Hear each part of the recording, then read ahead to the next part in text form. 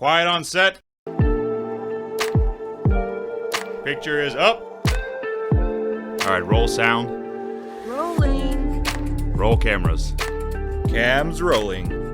And 3, 2.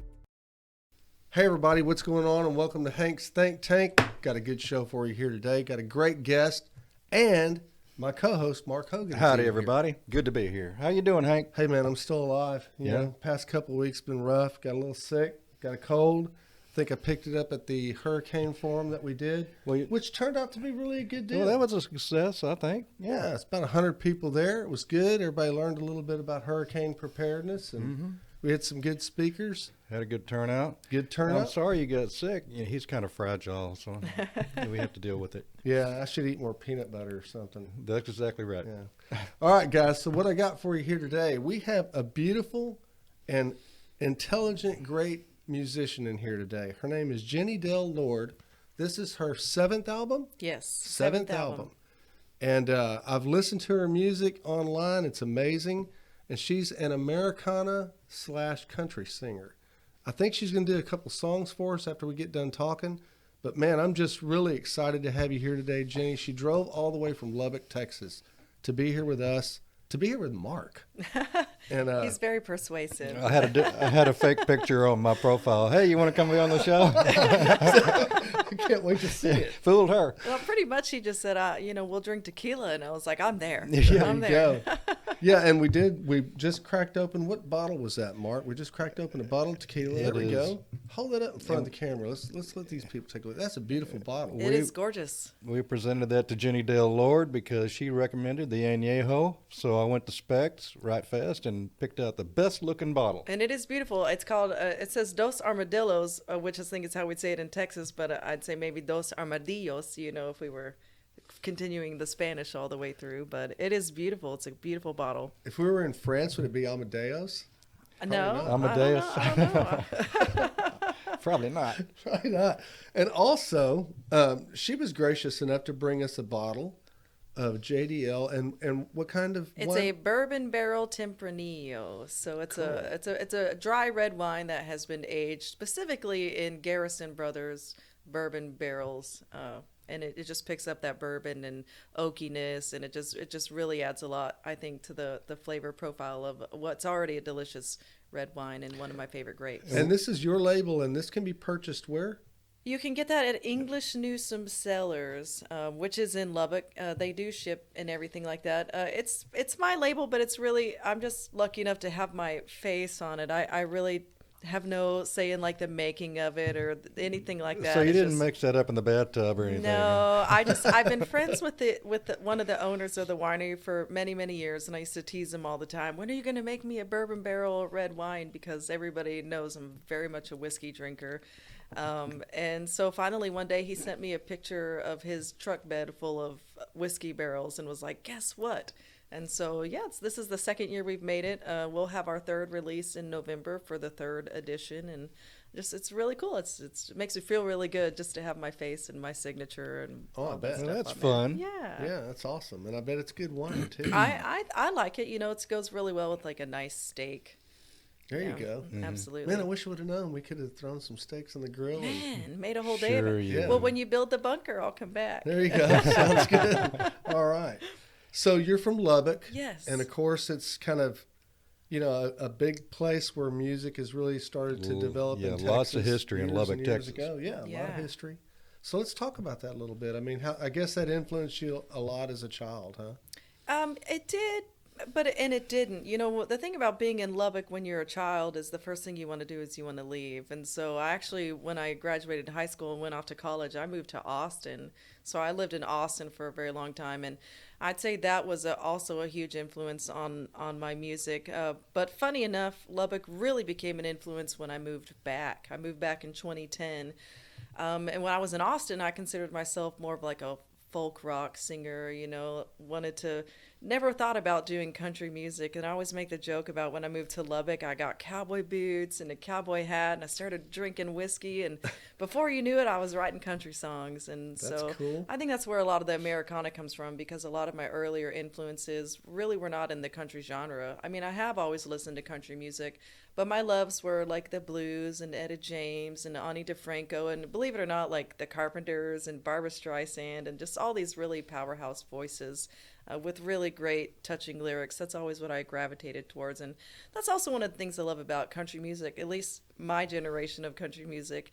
It's just like the words, the stories, all of that stuff. It's really what I love the most about music. And I can tell that in your songwriting too. Everything that I've checked out that you've done is all the things that people go through, everyday things that you have to deal with and learn to cope with and what to look out for, come from the heart and experience. Absolutely. And learning things, That's pretty cool. I think so. Yeah, for me, music is about relating to other people, and oftentimes there are ways certain people don't know how to do that, and music seems to be really universal in being able to bring people together and share common experiences and just really feel like you're not alone, which I think is really important. It exposes your soul. I mean, that's really what it does. Absolutely. And there's no other method by which that I know of that a human can expose their soul to another human. Absolutely. But through music. I completely agree. In fact, the reason I started writing songs was just because I've had things inside of me that wanted to be exposed. I've always said it's cheaper than therapy. That was before I was a working musician, which is way more expensive than therapy, I'm sure. But just writing a song, which doesn't cost you anything but time, it's definitely a good way to release things within you that are just needing to get out. Okay. So I got a great question for you. Okay. What comes first, the lyric or the melody? So I've noticed throughout interviews and talking with people that I'm really kind of weird when it comes to that, because for me, I do them both at the same time. So what'll happen is I will have an idea, and then I sit down with my guitar and a piece of paper or a computer these days, and I write a song top to bottom. I really just craft. And you hear the music in your head while you're doing it. I just make it all up at the same time. So really? I don't have one that comes first. For me, it's something that goes hand in hand in almost a linear progression. It's to the point where if we're at band practice and it's like, Jenny, we want you to come in on the second verse, I go, okay, hang on, and I have to go all the way through the first verse and the chorus just to even know where the second verse begins. Like I'm weird. I know, it's crazy. No, that's cool, and I don't think I've heard that.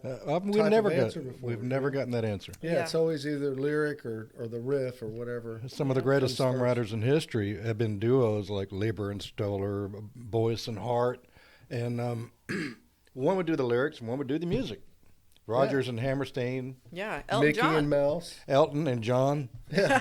Well, I'm sad to say I don't remember his Bernie songwriting. Taupin. Yeah, but Bernie always wrote the words and Elton wrote the music, as far as what I understand, and yeah, that's something really cool. Like, that's one thing I'm hoping to get into that I've never done, is I've actually never co-written a song with anybody, and it's something on my to-do list, which is 2023, I'm pretty sure, because I'm definitely taking chances and doing a lot of things like driving across Texas to meet two complete strangers in the woods, which I got to tell you is a little bit scary as a girl who came out by herself, and I don't carry a gun or anything like that. I was surprised that you were by yourself. It's a good thing we're nice guys. That everybody carries a gun in Texas. Nobody can hear you scream. Well, and it's out funny, here. like exactly, and I got to tell you, my road music these days is actually a podcast that I'm into called My Favorite Murder. So I'm literally listening to My Favorite Murder as I'm driving in the woods, coming to meet two guys that I'm like, I love it. That's cool. My gosh. So I jokingly texted my radio promoter. I was like, this is my last known location if I'm never heard from again. And he goes, girl, you got to get yourself a gun. Been all over YouTube and I can't find Hank's think tank. What is this? Dude just made it up. Yeah. With the fake picture. Yeah, I mean, you did have that fake picture, so you could have been anybody, and I was just kidding. So who would you say would be your largest musical influence? Not now, but as a child. And the reason why I want to go back to your childhood on it, because I think that musically, we get molded really young. I don't think it happens when you're 7, 8, 9 years old. I think, 5 and 6, 4, 5, and 6, when you first start getting true for exposed me. to music, is when that mold begins to develop you either as a listener or as a musician, which both have the same amount of weight as far as I'm concerned. I'm a professional listener. I'm great at listening to music. Nobody can listen to music like I can. I'm a pro at it. That's awesome. And the reason why I say that is because I've never met another individual, you can ask Mark, who will dedicate hours upon hours of just sitting and listening to music. I've known this guy since high school, way back when in the last century when everything was in black and white, right? And It changed? he turned me on to a lot of cool stuff. I was top 40, and all that. But he would listen to things for 8 or 10, 12 hours. He'd know an entire album. Yes. Note for note. Note Yeah. for Oh, note. yeah. He was an air guitar master, and he did not miss a lick. Because I know when he was skipping school, he was doing that for 9, 10 hours straight, right? That's it. Yeah, I'm a professional music listener. Everybody says, "What instrument do you play?" I'm like, the stereo, Yeah. because I'm great at it. Well, that's good. The world needs people like you. Musicians need people like you. So I love that. And it's strange because we don't listen to music today like we did back in the 70s Not and 80s at when we all. had great stereos and good response and good speakers. We ran We're down to listening the now Hearst we're brothers listening and to- got the album. And Yeah, now Yeah. we're listening to music on an iPod or Well, and it's or not a only that. phone, You're and, not I mean, listening to an album. You're buying the one song that caught your interest for 5 seconds, it's or the one song. downloads. I know we're gonna go off track here, and I will get back to your original question. But I am of the generation where albums really do mean something to me. I've never made a single. I have made 7 full-length albums of 13 songs. It's a way to do it. My face is not on the cover of any of them. For me, it is all about the artwork.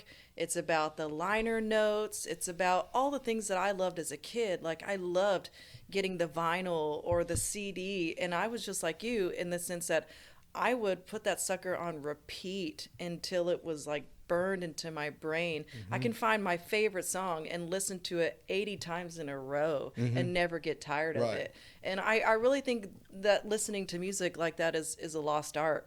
And I don't care if they no longer make CD players, I will still press those dang things, because for me, you will never convince me that digital music is better than having a piece of art in your hand that you can study and play over and over and over. And even the sound quality is not as good. The way that they've upped the bit rates, You and can tell it's digital. oh, I hate You know? it. I hate it so much.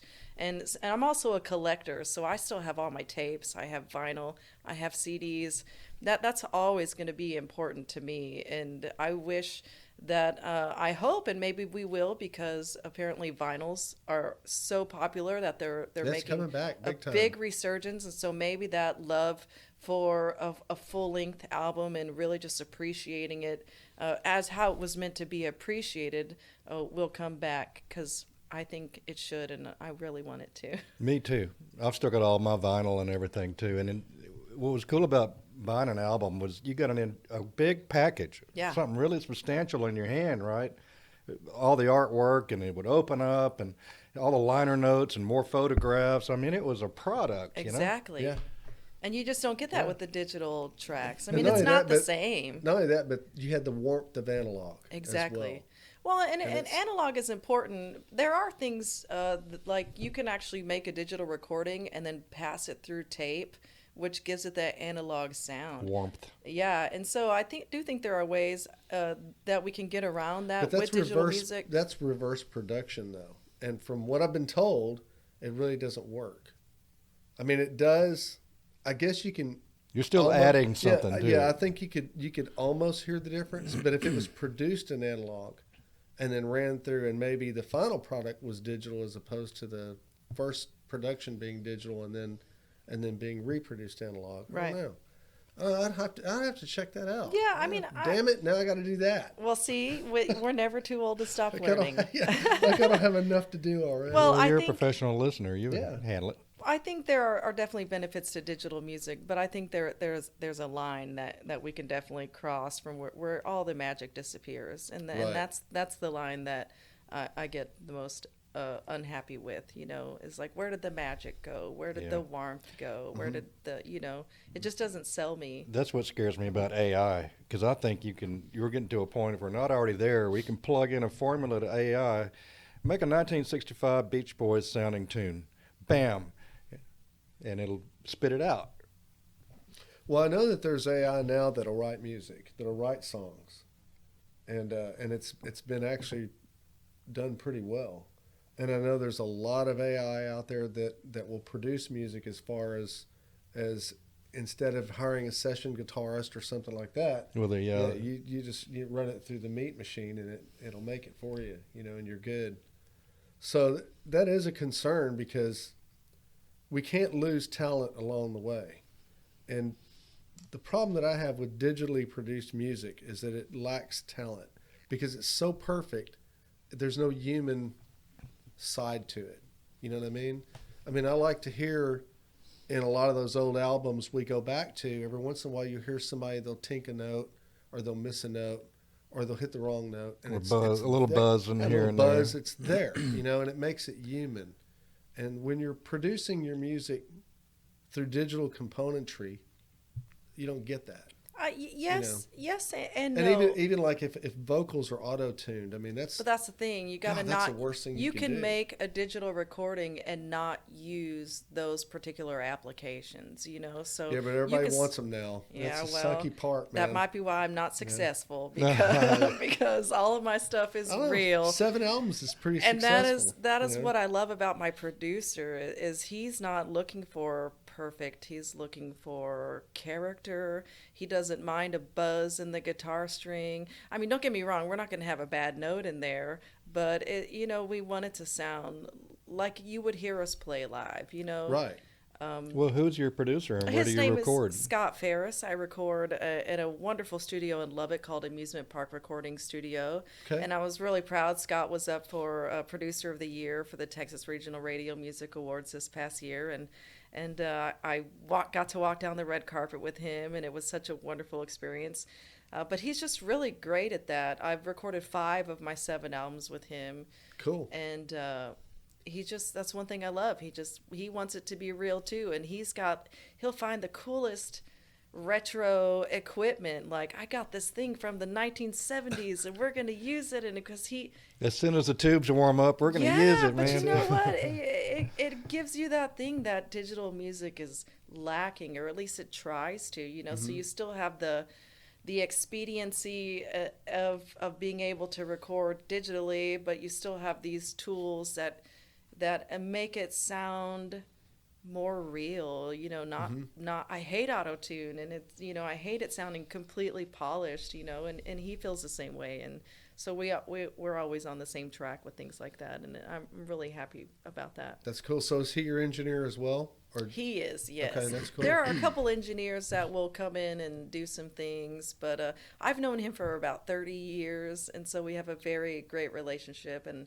it took me a long time to learn to let go a little bit and trust, because for me, my music is like my baby. It's so personal, yeah. And you want to make sure that what you are trying to get across comes across, and you don't want anybody to take advantage of that, or misconstrue Right. it somehow. And and finally, a good producer can figure that out and make that happen. and that's what he and does draw for it me. out of you. That's what he does for So me. let's get a Awesome. good thing Yeah. going. You're in the same place. I Yeah. think so. That's cool. I think so. Nothing wrong with that at all. Yeah. Yeah. So let's talk about the band a little bit. Okay. So what have you got? Well, traditionally we're a 5-piece band. So Okay. we have a electric guitar. I play acoustic guitar and sing lead vocals. Bass guitar, piano, drums, and some background vocals in there. But depending on what the event is, I've done everything from like a solo to a 9-piece band. Like my last album release party, which is I try to make a really huge event. We had a 9-piece band for that, fiddle player, background singers, all kinds of fun stuff, steel, whatever it calls for, and I love to, music for me, it's not only is it expression, but it's meant to be fun, and that's, it's such a great job, and I want to be up there and just, relax and have fun and play around a little bit. Well, let's try this, we've never done that, or let's try this, we've never done that, and just, make a really cool time of it. That's cool. I like that. Having So, fun is the main thing. Yeah, has the band been together a long time? Yes. Well, Same members? pretty much. My longest bandmate I've had for about 10 years. But my newest bandmate came in at 2018 when I finally made enough money to go from a 4-piece to a 5-piece. You know, it was like, come on in. That's my piano player. He's the newest one. But you know, bandmates are like relationships, or Sure. I hate to use the word employees. You know, but I mean that in the sense that life changes, and sometimes you have to get a new person, and that person can only fill that job for this long or whatever. And Right. I know employee is probably the worst word I could have used, but I just meant as far as like a position being filled, because these boys are my heart, and No, I we have understand. really great Yeah. relationships, and we're definitely more like family, and we get along really well, and we have a really great time. That's great. And there's something Yeah. fun about being the only girl with 4 other boys. It's just we have a Well, you great got time. 4 big brothers looking out for you, right? Well, Yes, I, it is. yeah, I'm the second oldest one in the band, but yes, yes, it's super fun. Super So fun. it's interesting that when you put together a band, you're putting together a group of individuals that make one personality. Yes. And have you noticed a lot that when someone isn't there, or when someone else is inserted for maybe somebody's sick or something, that it just changes the personality of the entire band? Yes, but not to any negative impact or detriment. You know, over Right, it's just different. it's just different. Yeah. And yeah, so if I have to use this bass player for this show, he's a little dorkier and provides a whole different energy. And then if I have to use this guy, you know, it definitely does change things. Yeah. But at the same time, it kind of allows you to get a little refresh sometimes. You know, you play the same songs, you have the same players, you always try to do something different.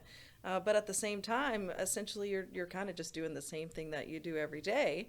And when you make that one little change, it's almost like just a breath of fresh air for a minute. And it's I just can see that. yeah, it's just I mean, it can be stressful when you're training a new player, and you're having to get them up to where everybody else is, and you know, it's definitely not an easy thing. But depending on the particular situation, it can be a really nice change of pace. Okay. Keep you on your toes. Yeah. Well, like you said, everybody has different personalities, and luckily I've never had anybody with a personality that was negative. You know, everybody It that happens we every once play in a with. while. Well, I'm very lucky in that aspect, I guess. You know, That's good. I surround myself with really great people, and we all, no matter who it is at the time, we have a really great time with each other. Seems like when bands are first getting together and kind of trying things out and seeing how it's going to work, there'll be a lineup change, usually for the first year or two, because you have a chemistry that's not quite working right or something. Maybe one guy wants to be a prima donna and one guy doesn't want to rehearse. He just wants to go to the show, and you kind of work all that out. But it looks like you've settled on a pretty good lineup. Yeah, I think so.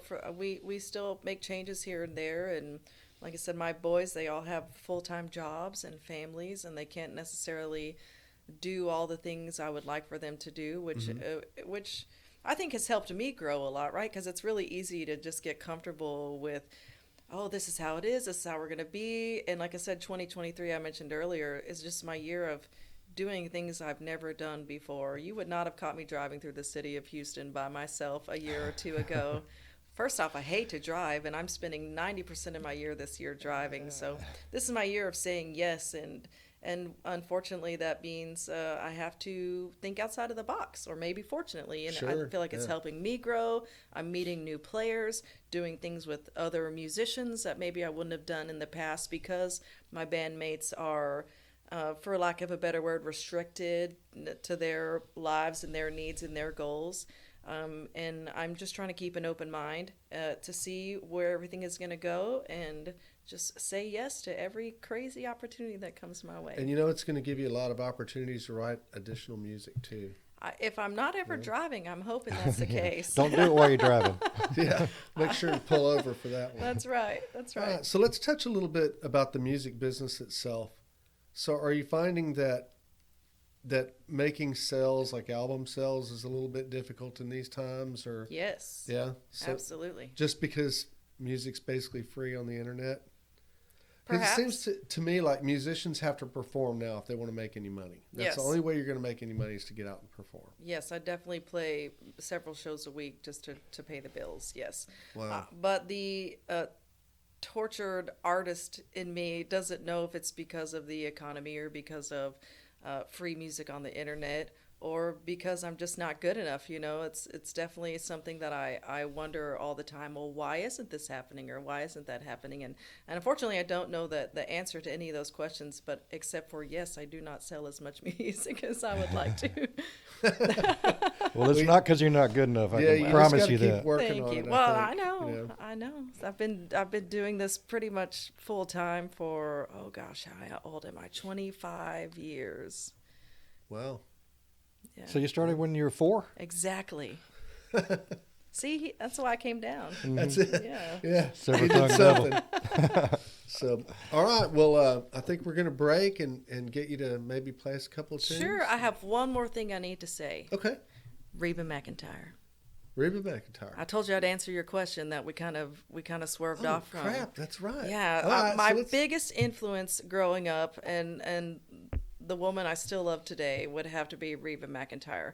I grew up listening to a lot of 80s country, and so when I think about the music that kind of shaped me, it was definitely that.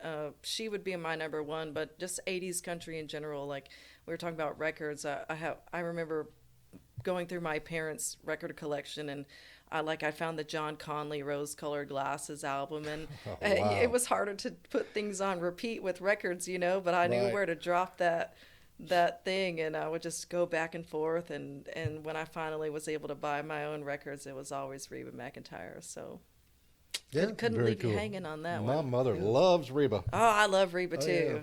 yeah. So like she's my number one. If I could ever do a girl duet with like my dream, it'd be Reba, and then my guy would be Willie Nelson. And I realize my time frame with Yeah, you Willie need to is hurry up on that shrinking. Willie Nelson so thing. if anybody knows how to get me to do a duet with Willie Nelson, please hook me up with that. Man, I bet if you reached out, you probably could. You think so? Yeah, I think so. I don't know. Reached out with a doobie. Probably Dude, could. I'm That's it. telling you. Yeah. Yeah. I remember when I was living in Austin, there used to be this really cool venue called the Backyard. And I was working at a restaurant that would have a little kiosk down there and would sell just handheld food for the first part of the concert. And then about halfway through, they'd close it up and I'd get to go just make my way down to the front of the concert. And I was very young at the time. Well, I mean, I was old enough to smoke a doobie. But I just remember going up to the front. I was by myself. Person on my right hands me one. Person on my left hands me one. And I'm like, I sure will. Okay, thanks. And I was like, it was one of the best concerts. Thanks, Willie. Yeah. There you go. So, I saw a picture of her on social media with Billy Gibbons. the Reverend Oh, yeah. Gillies. Yes, sir. Yeah. And I said, she's got to be on the show. I sure did. That was a super cool moment. I'll and bet. my band, I have a really fantastic guitar player, Judson Eddins, and he loves, we just have what I like to call the Judson Eddins Power Hour. It's really just like 3 or 4 songs where we rock out to ZZ Top and Cool. Black Velvet and Yeah. and all that kind of stuff. And it was just, we love ZZ Top. And even today, when I was driving, I drove through LaGrange, and I was like, oh, LaGrange! Mm-hmm. Yeah. Because we sing You that could song. hear it, right? We sing that song in the Judson Eddins Power Hour. And yeah, I was just like, oh, yeah. Exactly.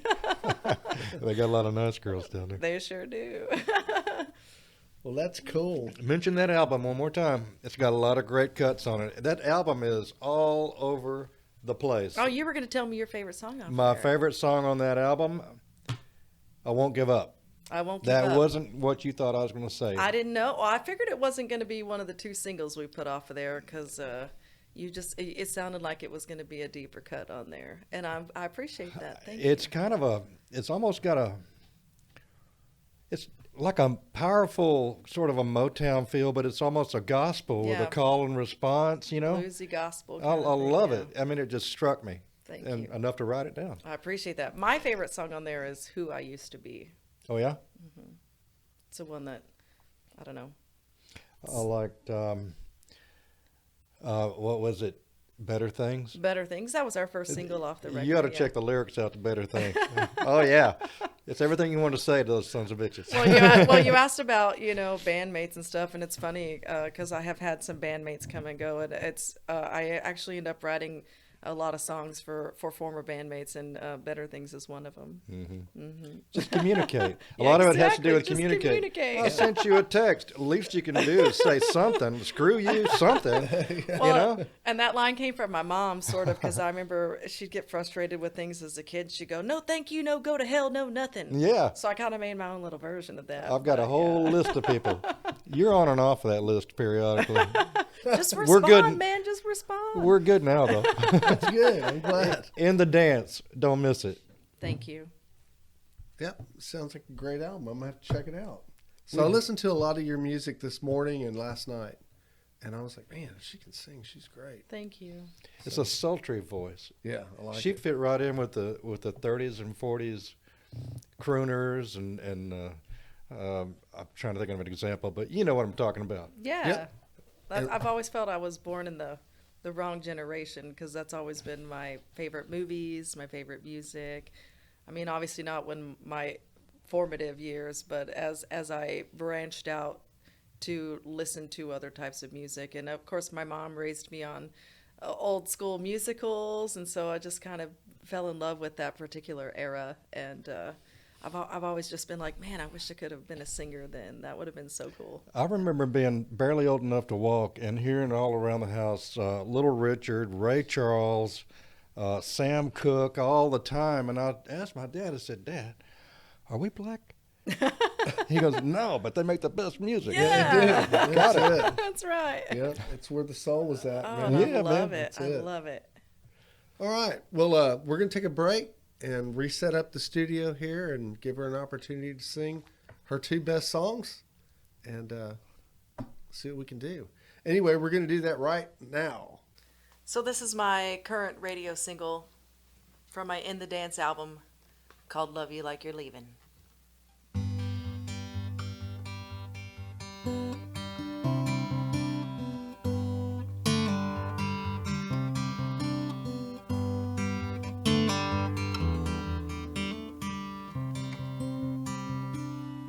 Sometimes we're just going through the motions, waiting for the perfect moment. Then we let that moment pass. Sometimes when we both had a hard day, pass each other in the hallway and don't bother looking back. You deserve so much more than that. I'm gonna love you like you're leaving, say the things you never thought I'd say before you walk away. Forever's not a promise that my heart's prepared to break. Maybe there's no way. I don't wanna wait till there's a reason to love you like you're leaving.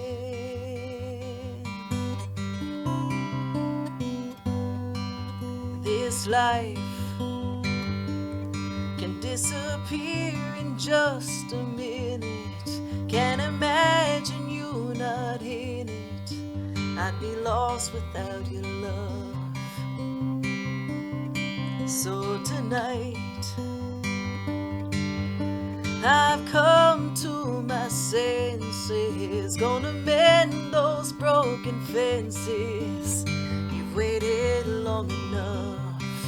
I'm gonna love you like you're leaving and say the things you never thought I'd say before you walk away.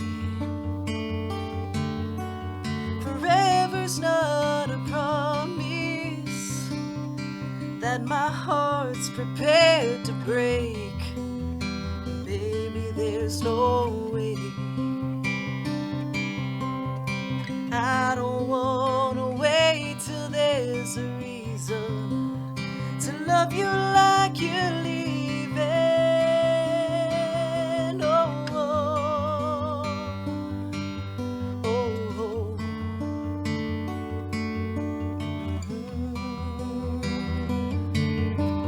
Forever's not a promise that my heart's prepared to break. Baby, there's no way.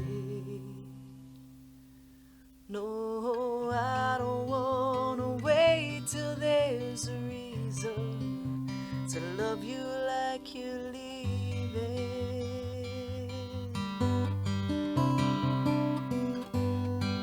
Sometimes we're just going through the motions, waiting for the perfect moment. Let's not let that moment pass.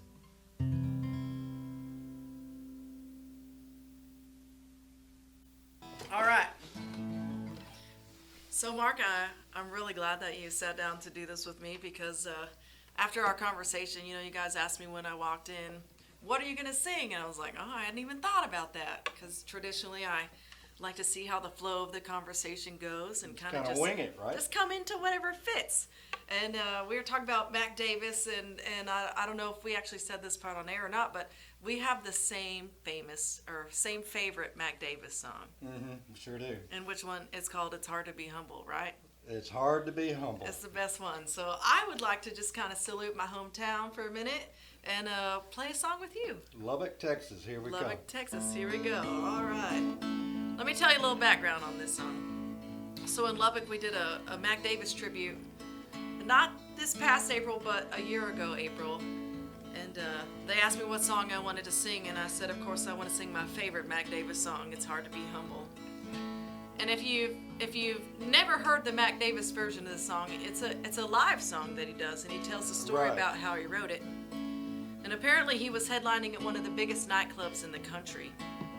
And he showed up a couple days early, and they put him up in the Star Suite. But then the next morning he woke up all alone. So he did what we songwriters do. He got his guitar and he wrote a song about it. And he said, "This is what it feels like to be all alone at the top of the hill and trying to figure out why." Now, I've never headlined at one of the biggest nightclubs in the country, but I've also never woken up alone. Oh Lord, it's hard to be humble when you're perfect in every way. I can't wait to look in the mirror. I get better looking each day. To know me is to love me. Well, I must be a hell of a man. Oh Lord, it's hard to be humble, but I'm doing the best that I can. I used to have a girlfriend, but I guess she just couldn't compete with all of these love-starved women who keep clamoring at my feet. Well, I probably could find me another, but I guess they're all in awe of me. Who cares? I never get lonesome, 'cause I treasure my own company. Oh Lord, it's hard to be humble when you're perfect in every way. Well, I can't wait to look in the mirror. I get better looking each day. To know me is to love me. Oh, yeah. Well, I must be a hell of a man. Oh Lord, it's hard to be humble, but I'm doing the best that I can.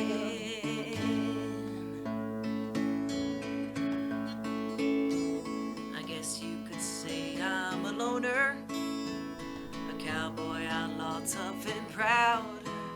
Well, I could have lots of friends if I want her, but then I wouldn't stand out from the crowd.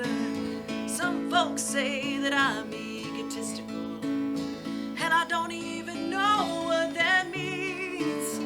Well, I guess it has something to do with the way that I fill out my skin tight blue jeans.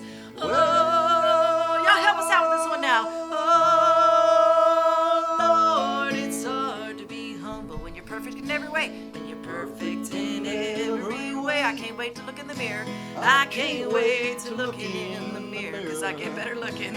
I get better looking each day. To know me is to love me. To know me is to love me. I must be a hell of a man. I must be a hell of a man. Oh, Lord, it's hard. Oh, Lord, it's hard to be humble. But we're doing what? We're doing the best that we can. One more time, what are we doing? We're doing the best that we can. Yeah!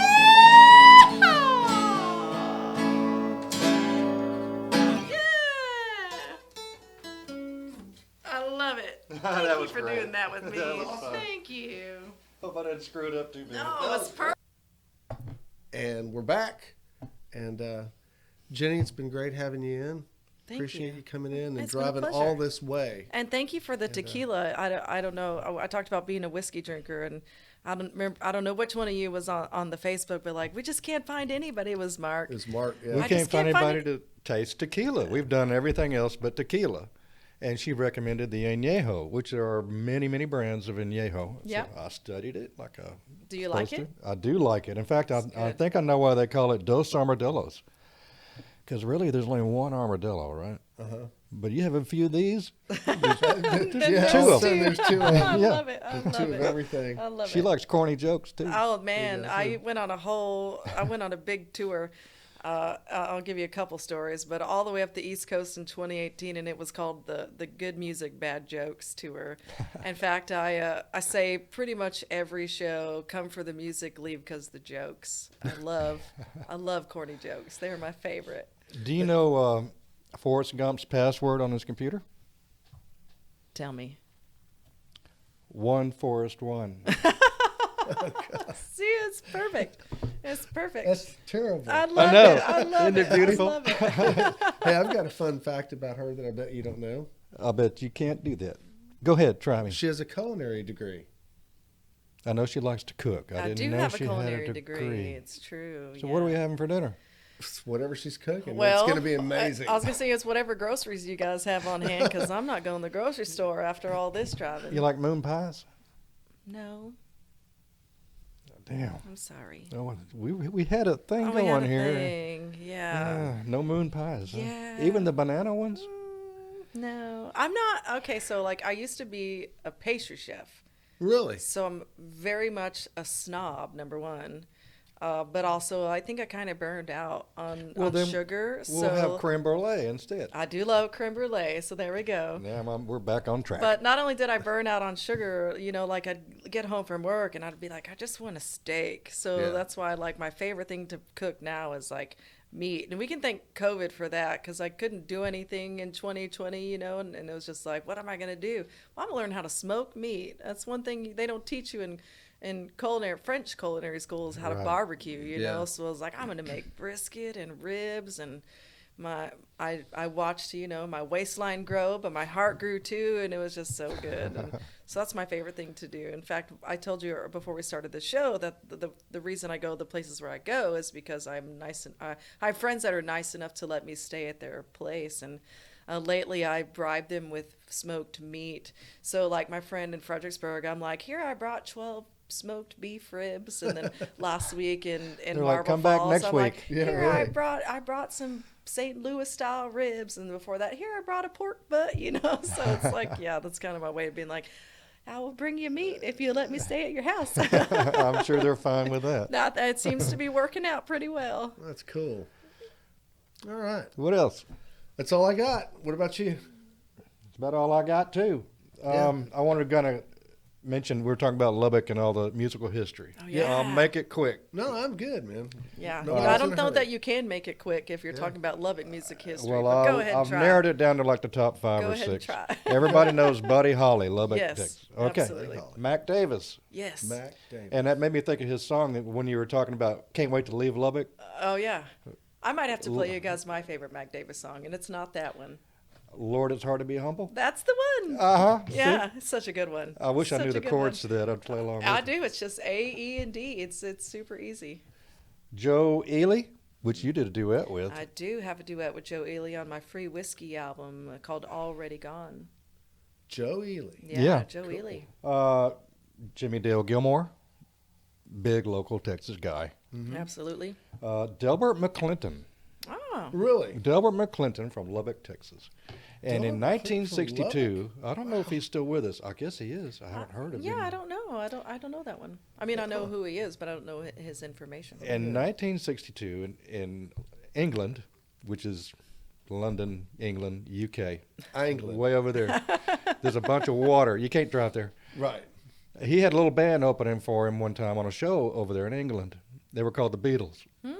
He showed John Lennon a few things on harmonica. Ha-ha. Wow. So good thing he did, because they went on to great things. I think he had everything to do with it. I didn't know that either. Oh, That's yes. very interesting. Look it up. Yeah. I wonder if they called him Delbert or Mr. McClinton. Don't know. I'll ask him next time Paul calls. Yeah. Yeah, next time. Awesome. There you go. That's awesome. All right. Well, I guess that wraps it up. I'm done. You good? Pour another shot. As Ringo said, I'm just happy to be here. Before we go, Right. I want to get to website and merch and stuff like that. Okay. So where's your website at?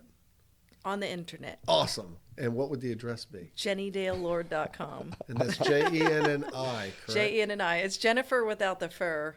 Okay. But when I announce it that way, people give me a funny look, right? So I just usually it's, Boy, if that ain't a straight line. yes, Jenni, JenNi, DALELORD.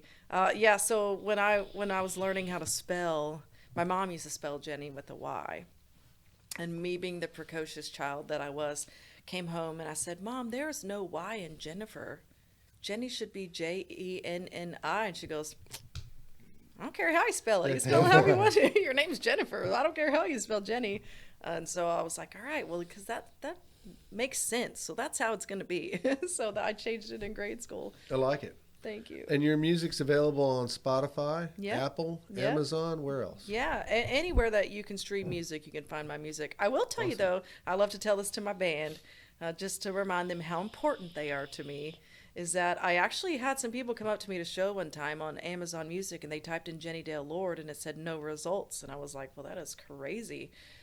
So I added band at the end of it, because all our albums are Jenni Dale Lord Band, and everything popped up. And everything Oh, wow. pops up. So I like to tell my boys, just in case you didn't know how important you are, you can't find my music without the band. That's so it. just to That's be cool. safe, you might want to put Jenni Dale Lord Band. Okay. Yeah, Hey, And if we go there, we can purchase albums, you can. wine. Nope, can't purchase wine. What else? The wine's not my deal. I'm just lucky enough to have my face on it. Dang it. Shirts, hats. Shirts, hats, all you that know, good all stuff. the regular stuff. Okay. Yeah. most of them And have. your entire schedule's up there all the Right. way up to December all of the this way year, I through believe, right? this year. Yes, yes. And so, Almost every day. But aren't you going on vacation pretty soon? I have a vacation the last week of June. My birthday's July 3rd, so Cool. I'm taking a vacation for my birthday, and I'm doing an Independence Day cruise through, like, I fly into New York, and then I get to spend some time in Halifax and Newport, and then a couple days in Boston. I'll actually spend the 4th of July in Boston, which I imagine is going to Wow. be pretty stinking cool. Yeah, that will be They cool. probably know how to celebrate I the bet. 4th of July up there. I bet it's wicked. I bet it's awesome, wicked. That's what they say up there. Yeah. I know I got to play a few shows in Boston on that tour I was telling you about, the Good Music Bad Jokes tour. But I'm really excited about that. I bet they have, a mean fireworks display. oh, I bet. Yeah. Yeah. I have to Cool. take some tea. The last time I was there, we just, pretended to throw tea into the harbor. But like, great I wanna idea. take some real tea and be like, bam. Yeah. There you go. You got to get video of that. Right? That'd be fun. You got time for one more corny joke? I Go have for it if you time got for one. corny jokes. All right, we'll close with this. What do you call Hippie's old lady? What? Mississippi. Mississippi. I was going to say, from one old lady to another, better not be hippie. We don't like to be called hippie. Yeah, I Oh, guess no. not. Yeah, All right, guys. Well, there you have it. For Mark Hogan, I'm Hank Vatt. This is Hank's Think Tank, and we'll see you on the next one. All right.